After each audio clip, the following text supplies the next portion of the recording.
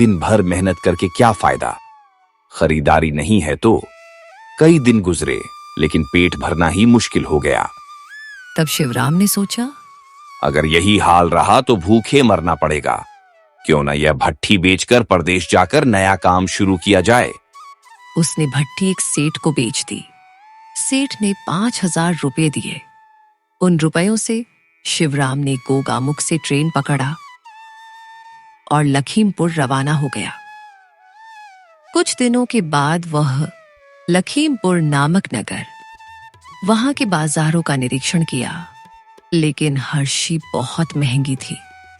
उसकी थोड़ी सी पूंजी से कोई बड़ा व्यापार शुरू करना संभव नहीं था। प्लीज सब्सक्राइब, लाइक और बेल आइकन को दबा देना।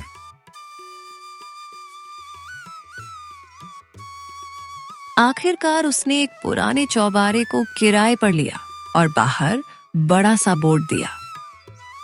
अरे दिमाग भी कहीं बिकती है, जिसे खुद दिमाग नहीं वही दिमाग बेच रहा है। लेकिन शिवराम अपनी धुन का पक्का था। वह लगातार आवाज लगाता रहा, लो भाई, दिमाग खरीद लो, सस्ती दिमाग, काम की दिमाग। धीरे धीरे उसकी चर्चा पूरे लखीमपुर में होने लगी। उसी नगर में एक अमीर लेकिन कंजूस ब्राह्मण रहता था। उसका बेटा चंद्र प्रकाश बड़ा ही मूर्ख था।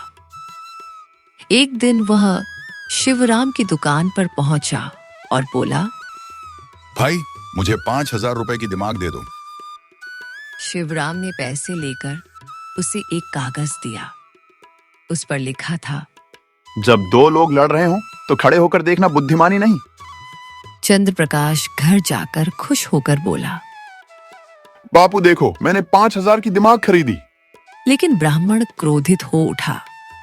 अरे मूर्ख, ये तो सबको पता है, तूने 5,000 यूं ही गंवा दिया। गुस्से में वह शिवराम के पास पहुंचा और पैसे वापस मांगे, मगर लोगों की मौजूदगी में बात साफ हुई और सबने माना कि उसके बेटे ने स्वेच्छा से दिमाग खरीदी थी।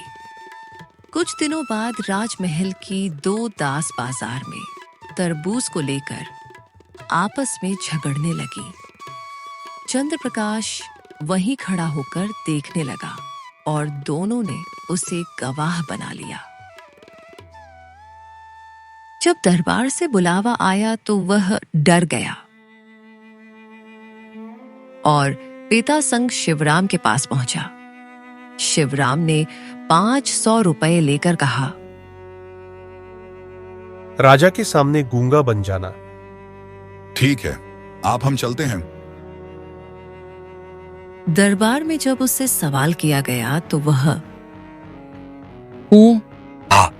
राजा ने उसे गूंगा मानकर दरबार से बाहर निकाल दिया। इस तरह वह मुसीबत से बच गया। बाद में ब्राह्मण को डर हुआ, अगर राजा को पता चल गया कि तूने गूंगापन का ढोंग किया तो बड़ी सजा होगी। पिताजी, हमें फिर से शिवराम के पास जाना चाहिए। तुम्हारा मूर्खता का मुझे सजा भुगतना पड़ रहा है। दोनों फिर शिवराम के पास पहुंचे।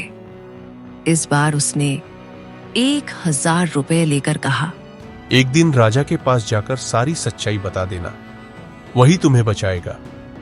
ठीक है भाई, तुमने जैसा कहा ऐसा ही करूंगा।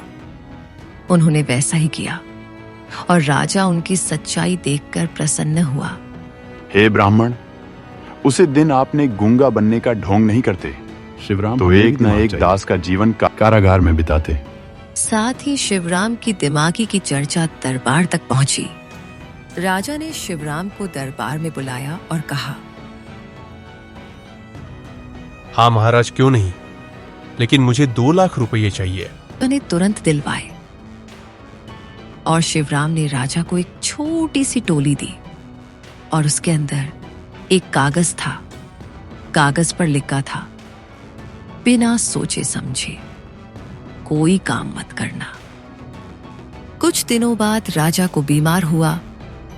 महामंत्री, राजवैद्य के पास जाओ और मेरे बीमार का दवाई लेकर आओ। जी महाराज। महामंत्री ने राजवैद्य से मिलकर उसकी दवा में जहर मिलवा दिया। महामंत्री इसी दवा को लेकर राजा के पास पहुंचा। महामंत्री, तुम आ गए। कहाँ है मेरी दवा? जी हाँ महाराज, ये लो आपकी दवा। लेकिन जब दवा राजा को दी गई तभी उसकी नजर उस शिक्षा पर पड़ी, बिना सोचे समझे कोई काम मत करना। राजा ने दवा ध्यान से देखी और महामंत्री को बोला कि महामंत्री, जरा वैद्य को बुलाना। जी महाराज। वैद्य डरते हुए राजा के पास आए। मुझे क्षमा कीजिए महाराज, महामंत्री के कहने पर मैंने आपकी दवा पर जहर मिलाया था। महामंत्री के दबाव में आकर मैंने यह काम किया। मुझे क्षमा कीजिए महाराज, क्षमा कीजिए। राजा ने तुरंत वैद्य और महामंत्री को पकड़वाकर कारागार में डाल दिया। राजा ने शिवराम को बुलाया और कहा, तुमसे दिमाग खरीदकर मैंने अपनी जान बचाई है। हमारे दरबार में महामंत्री का पद रिक्त है, अब से वह पद तुम्हारा है।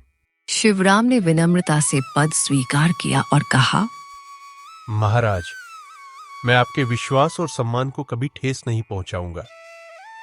इस प्रकार गरीब भट्टी वाले का बेटा शिवराम दिमाग का व्यापारी बनकर अंततः लखीमपुर नगर का महामंत्री बन गया।